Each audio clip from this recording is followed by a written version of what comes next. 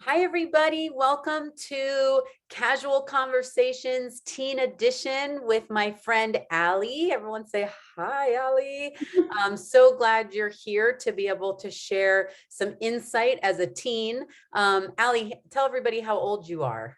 I'm 16. I'm in 11th grade. Okay, and is driving away everywhere already. Be very safe on the road, I'm sure. Mhm. And the person who taught you to drive actually taught me to drive as well. So Allie is joining me here, and hopefully those of you that are watching will comment below, give us a thumbs up if you like it. And just know that these series are, or this edition is really for you parents to hear from a child's perspective, right? It's kind of fun because us parents get to hear what children are thinking. So I gave Allie a couple of questions she could choose from to start our conversation. And she had chosen ways that her and her parents connect. So Allie, if you're willing to share how you and your parents connect so that the rest of us can learn, that would be super helpful. I think like the first thing that comes to mind, it sounds superficial, but hear me out. We watch TV together, especially during quarantine. We started Schitt's Creek and finished it in record time. It was hilarious. Uh-huh. And we just like having the set time of like, we're gonna go, we're gonna watch this, we're not gonna be like doing anything else, and just like taking a minute away from like phones, homework, whatever during the day is really nice. And then like after we're all like laughing together and having a good time. And like currently we're watching some reality TV Which below deck one? below deck I Mediterranean on Bravo. Yeah. love that. Me and my daughter are watching that too. Oh my gosh. Um, so it sounds like, so you started with like, it may sound superficial, and I get that you would think that because it's kind of like you're watching TV, Mhm. except you mentioned a couple things that you guys take time, you all are present, no one's on their phone, no one's doing homework. And it seems like you kind of look forward to this time with your parents to watch these shows. And you even watched so much of it so quickly that you got through a series pretty quick, which was over quarantine. But you're continuing to do that tradition, and the most important is you feel connected to them, and you even said that you guys laugh after. So do you guys laugh during, or does everyone have to stay quiet? Like, are there certain rules while you all are watching, or how's that go? Oh, we're making, oh, at least I'm commentary queen. I'm awful about talking during a show or a movie.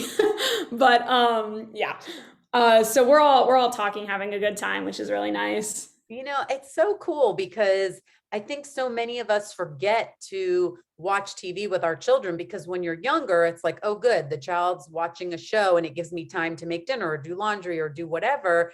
And this is something I've actually been encouraging a lot of parents to do with their teens. So I'm feeling so excited that you brought it up and you could share from your perspective of it is fun. You do look forward to it. You have something to talk about. You have something in common, and you guys are laughing. And so there's nothing better than laughing together with your family. So thanks for sharing that. So one more question that you had mentioned that could be something that we could talk about that could help others is that your parents, you mentioned that your parents help you deal with stress. And are you willing to share one or two ways, or the way that your parents do help you deal with stress?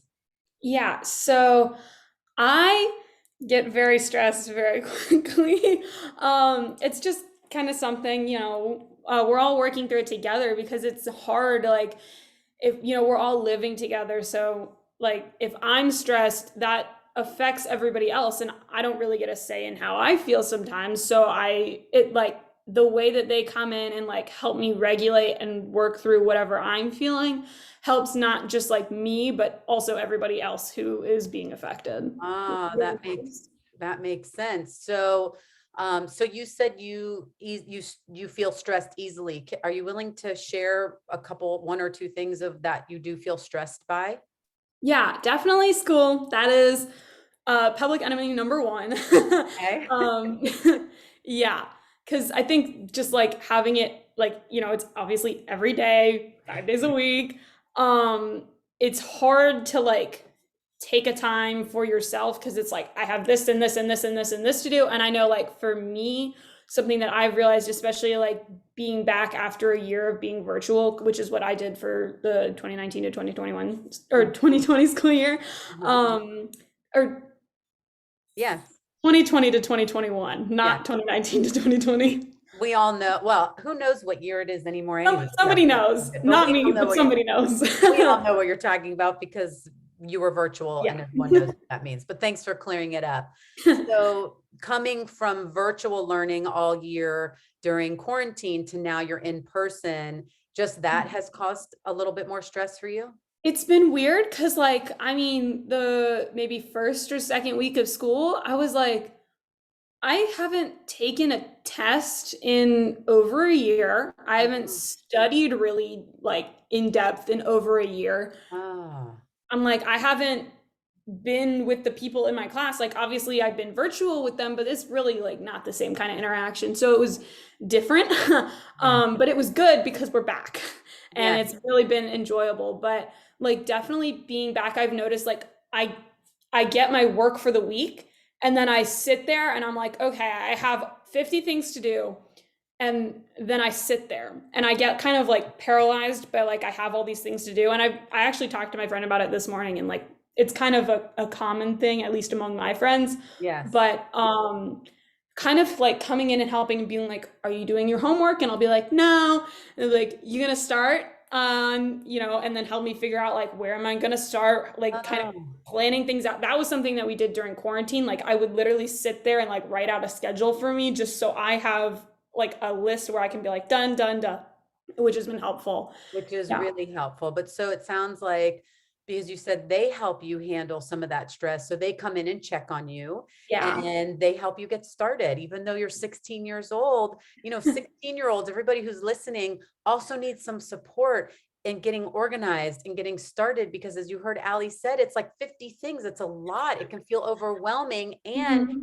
Ali, you brought up a really helpful point that I think some of us are forgetting, that you're coming from virtually no tests, virtually, how funny, but like, everyone knows what I mean. Yeah. Basically having no tests, not really studying and not being around all these people. Just that is different than what we're used to and can cause some more stress. And how do you do in school, Ali? What kind of grades do you get? Just so that everybody knows. Currently, I have all A's. Yes. I don't think Not to have you brag. ever really gotten anything less than an A? No, and Mindy knows me. She knows. Yes. So But I know that you care a lot yeah, about how you do in school. And do you feel that your parents put that pressure on you, or are you putting that pressure, stress, or stress on yourself more?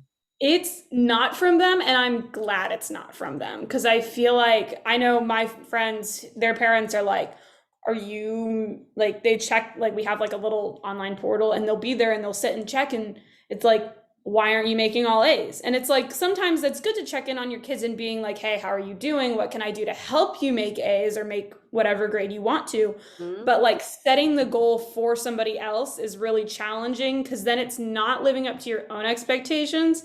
And from what I've learned about like being maybe a year and a half away from going to college is like I need that skill of like setting my own goals so that I can do that when I'm by myself, which is like Wow. it's been so helpful that they let me do that and that I can like Wow. be like I want to do this and I want to make this and they're like okay, have fun, we'll help you.